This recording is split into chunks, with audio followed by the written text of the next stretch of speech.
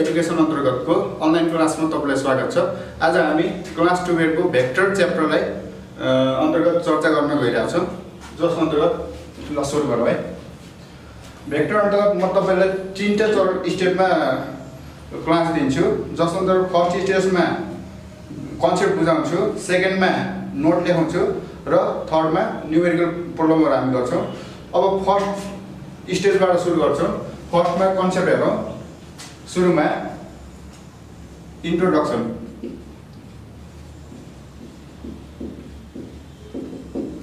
भेक्टरको introduction कसरी भयो भन्दाखेरि सुरुमा यो the vector word is derive from the Latin word, derive from the Latin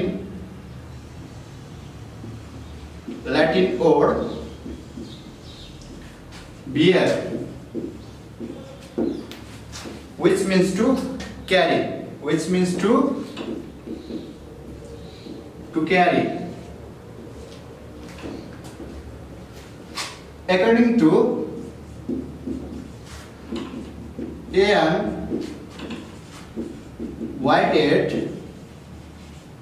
according to A.M. Whitehead, the idea of vector is the root mean of physical science, and it is a dynamic concept. Vector is a dynamic concept with physical and geometrical phenomena.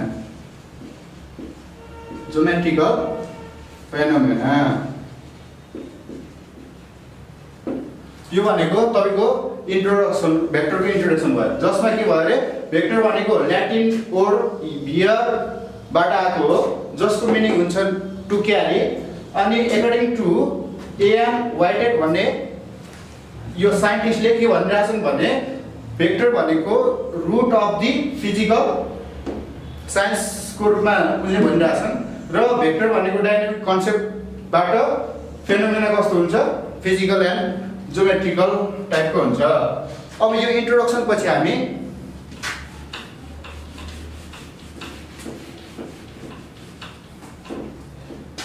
Scalar and vector quantity अन्तर्गत जान्छौँ।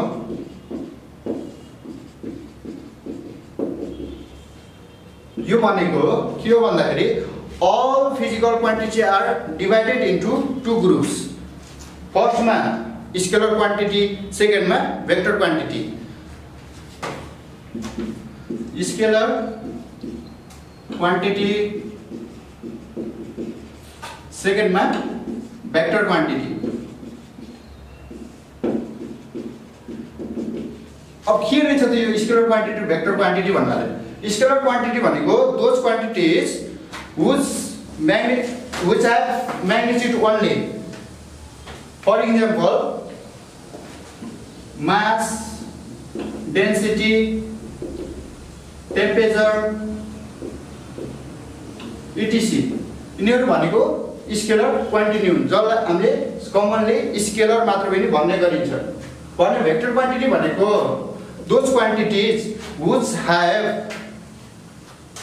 magnitude as well as direction. It is known as vector quantity. For example, force, acceleration,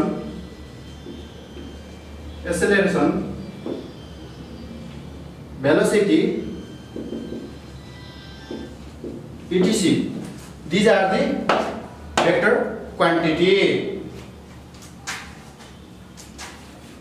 Next मा ए अन्तर्गत हामी यसको notation र representation पढ्छौं। Notations and representation.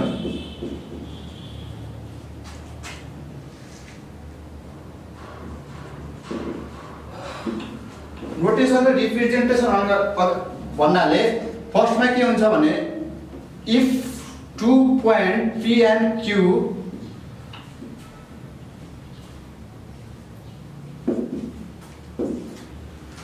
is taken, a line passes through these 2 points P and Q भनेको यसको के हुने भयो लाइन थोरो 2 पोइन्ट्स के रे पी एन्ड क्यू। सेकेन्डमा के हुन्छ भन्दाखेरि यो दुईटा पोइन्टको अगाडि पछाडिको पार्ट नलिएर पी देखि क्यू सम्मको दुईटा पोइन्ट मात्र लियो भने के हुन्छ भन्दाखेरि यो मात्र बत्नी भयो। यसलाई के भन्छ लाइन सेगमेन्ट भन्छ। यसलाई line segment between the P and Q भन्छ। Line segment between the P and Q generally line segment भन्छ।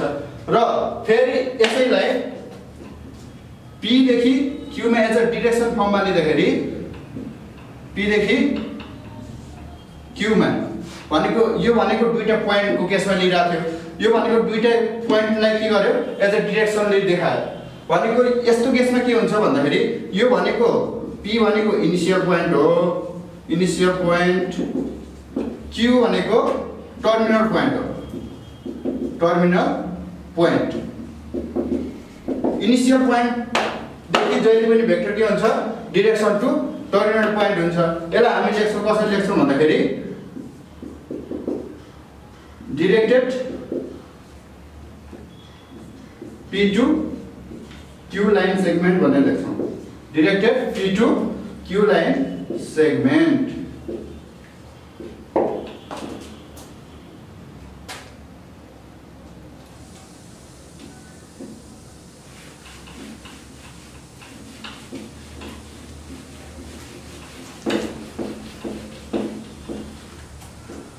अर्को छ vectors in terms of coordinates।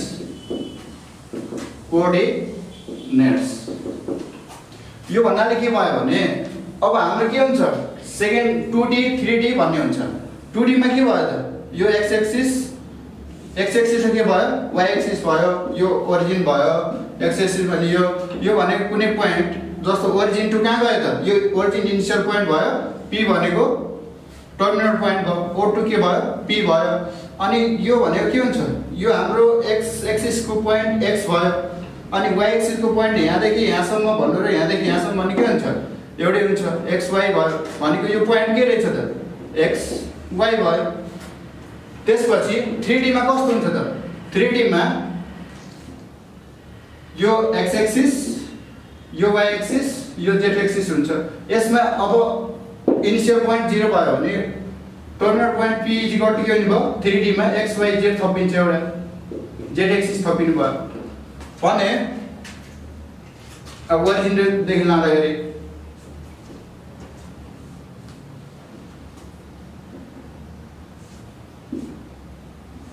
OP vector is equal to xy को टर्ममा भयो कोअर्डिनेटमा लेख्दाखेरि अनि यता के हुन्छ OP is equal to xy z को टर्ममा हुन्छ। यो भने के भयो कोअर्डिनेट टर्ममा 2D र 3D मा। Then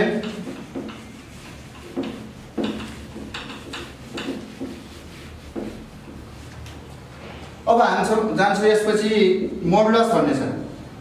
modulus of a vector। modulus of a vector मा के छ भने it is a positive number which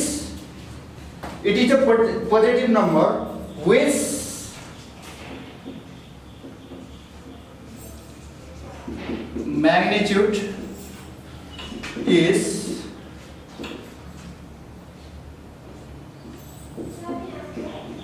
x square plus y square। x square y square कहाँबाट आयो त x भनेको के हो त x भनेको horizontal component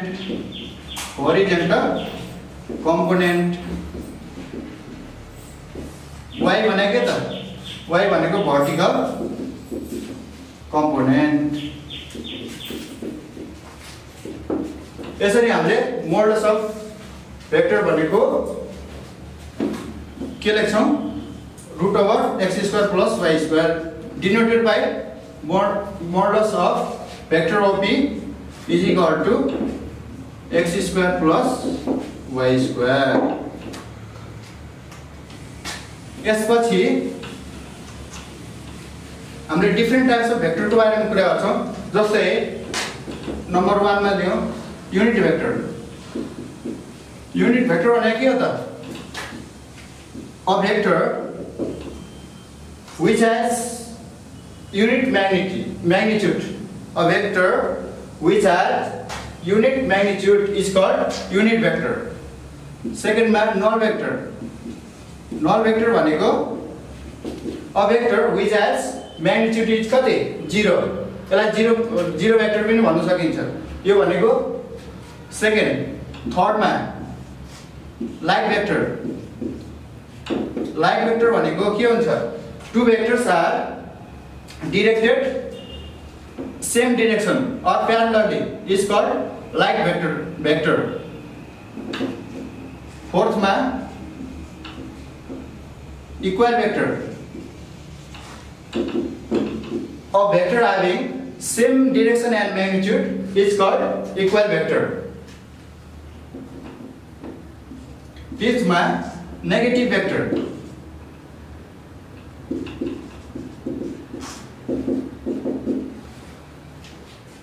नेगेटिभ भेक्टर भनेको के त?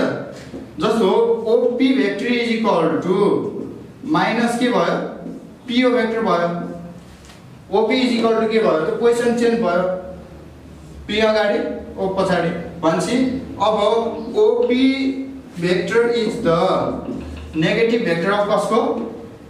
Negative vector of PO vector. त्यसपछि अनलाइक भेक्टर। 6 मा अनलाइक भेक्टर। अनलाइक भेक्टर भनेको two vectors are said to be unlike vector if they are in opposite direction, whatever may be their same magnitude.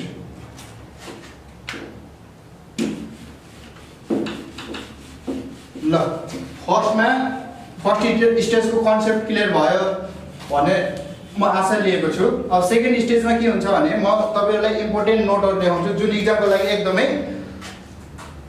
बाट सोधिरहेको हुन्छ। यो जान्नै पर्ने नोटहरु लेखेर छु डेफिनेसन अन्तर्गतको। फर्स्टमा लेख्नु magnitude and direction of a vector. Direction of the vector. यो चाहिँ जान्नै पर्ने हुन्छ। यो म 7-8 वटा कुराहरु लेख्छु। If x and y are two horizontal and vertical component,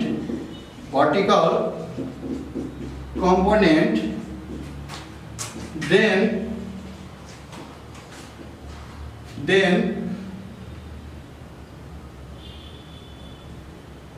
a vector A has magnitude कति हुन्छ त्यसको? Magnitude is equal to √x² plus y² and direction theta is equal to tan inverse y का upon के हुन्छ? x हुन्छ। कुनै दुईटा vector, कुनै एउटा भेक्टर A भेक्टर भन्ने छ, त्यसको अब एक भेक्टर भएपछि के हुन्छ? म्याग्निट्युड र डाइरेक्सन हुने भयो। म्याग्निट्युड र के हुन्छ? डाइरेक्सन। अघि पनि मैले डेफिनेसन भन्दाखेरि भनिसके भेक्टर हुनुको लागि के हुन्छ? म्याग्निट्युड र डाइरेक्सन चाहिन्छ। डाइरेक्सन अनि यसमा म्याग्निट्युड कसरी आउँछ त? दुईटा कम्पोनेन्ट छ। दुईटा कम्पोनेन्ट xy छ भने तिनीहरुको √मा होल स्क्वायर गर्ने, समको होल स्क्वायरको √over गर्ने हो भने के आउँछ? म्याग्निट्युड आउँछ भने डाइरेक्सन कसरी आउँछ? डाइरेक्सन भनेको tan इन्भर्स y/x गर्ने हो नि। यो जति आउँछ यो एंगलमा त्यो भनेको त्यसको के हो? डाइरेक्सन देखाएको हुन्छ। यो फर्स्टमा हो। सेकेन्ड नम्बरमा तपाईलाई जहिले पनि सोधिरहेको हुन्छ युनिट भेक्टर भनेर सोधिरहेको छ एक्जाममा। तपाईले ओल्ड इज बोर्ड हेर्नुहोस्, त्यहाँ पनि प्रश्न देखेर हुन्छ unit vector a vector E is a unit vector if it has unity magnitude. Unity magnitude.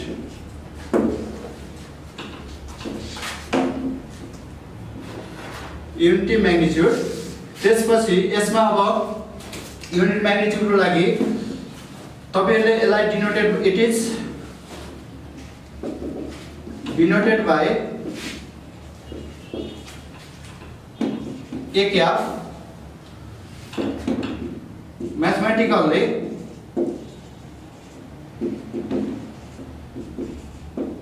a cap is equal to vector a by modulus of vector a गरेर unit vector निकाल्न सकिन्छ। अब थर्ड नम्बरमा हेरौं।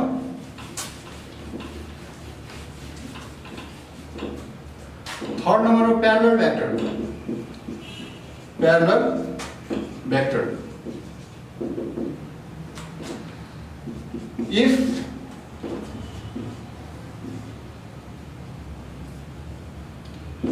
two vectors are said to be parallel vector if they are lying in the same plane or parallel vector भनेको के छ त if two vectors are said to be parallel vector if they are lying in the same plane. For example, vector A is parallel with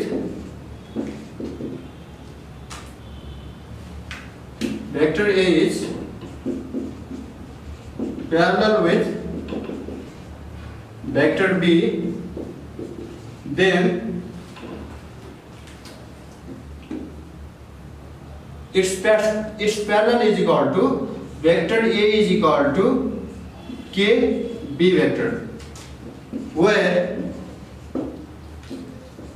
K is equal to any real number. तो parallel vector भइसकेपछि अर्को next मा 4 number मा collinear vector जुन 12 को लागि एकदम important छ। कोलिनियर र कोप्लानर वेक्टर भनेको एकदमै प्रत्येक वर्ष सोधिरहने टाइप के हो।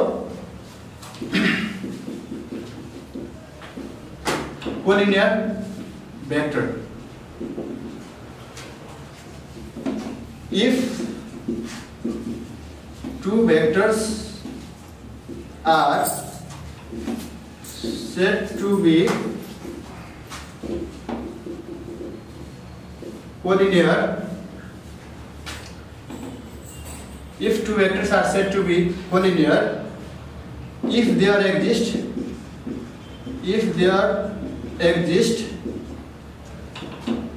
they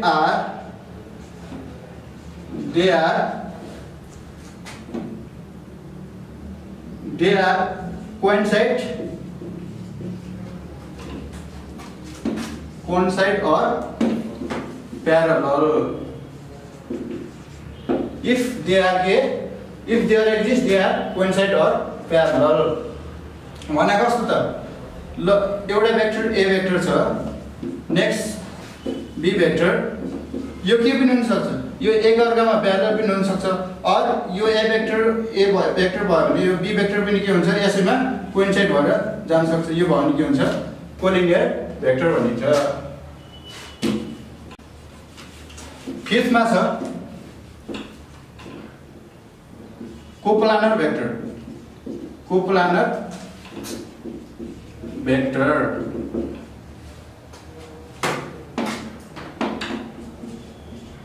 Three or more non-zero vectors are said to be coplanar if they are lying in the same plane is called ल भएको त्यहाँ आइसक्यो सेट टु बी भनिसक्यो है के रहेछ कोप्लानर भेक्टर भनेको 3 or more than अथवा 3 or more non-zero vectors are said to be coplanar if they are lying in the same plane. अनि यसमा एउटा थाहा पर्ने कुरा भनेको मैले यहाँ के लेखिदिसकेको छ 3 लेखिदिरहेको छ भन्छ 2 दुईटा भेक्टर आएको केसमा के हुन्छ भन्दाखेरि 2 vectors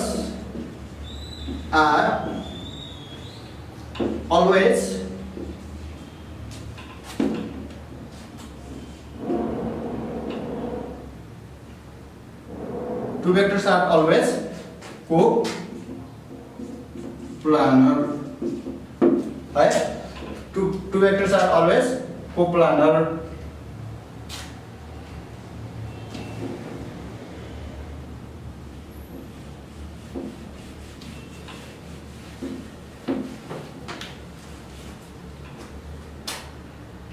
Sixth man, linear combination of vector. Linear combination of vector भन्नाले if vector R is said to be linear combination if there exist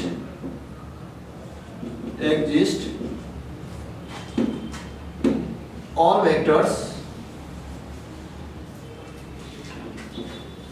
a1 vector a2 vector dot dot dot dot up to an vector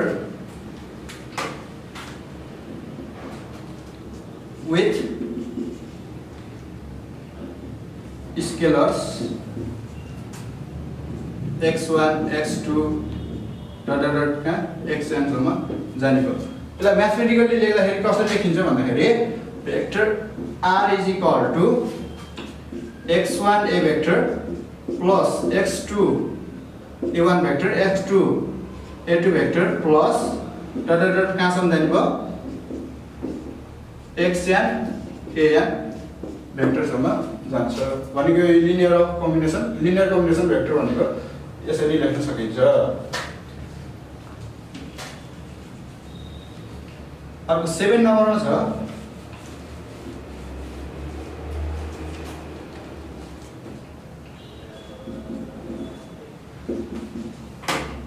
linear dependent vector linear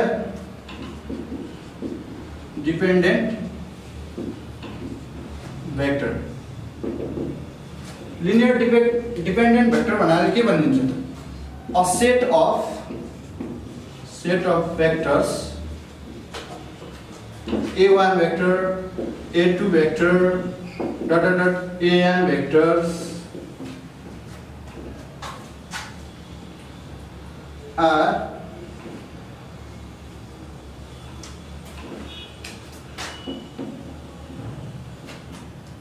said to be linear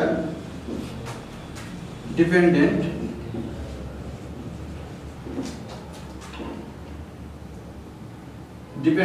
if any scalar x1 x2 up to xn all not equal to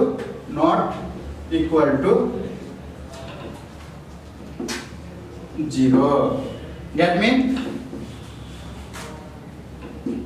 के हुन्छ त that is x1 a1 vector plus x2 a2 vector plus x3 a3 vector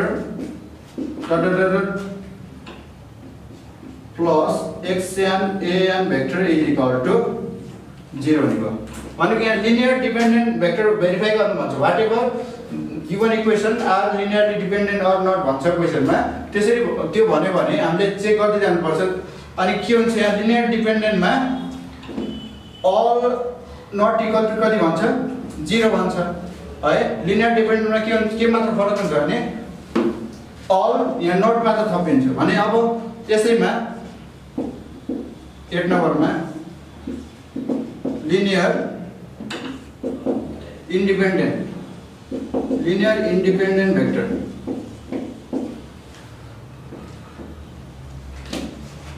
linear independent vector यो भने कस्तो टाइपको भन्दाखेरि अरु same लेख्ने अरु a set of vectors a1 vector a2 vector सबै are set to be linear independent set to be independent linearly independent लेख्ने यहाँ के लेख्ने लिनियर इन्डिपेन्डेन्ट हुने भयो इफ एनी स्केलर्स यो सबै सेम स्केलर हुन्छ all equal to अर्थात all आर के हुने भयो 0 हुन्छ है यहाँ फरक अरु सेम लेख्ने अनि लिनियर इन्डिपेन्डेन्ट लेख्ने अनि लास्टमा all equal to 0 हुने भयो अनि यसको लागि चाहिँ सेम यहाँ हुन्छ त्यो स्केलरले चेन्ज गर्दाखेरि सकिहाल्छ है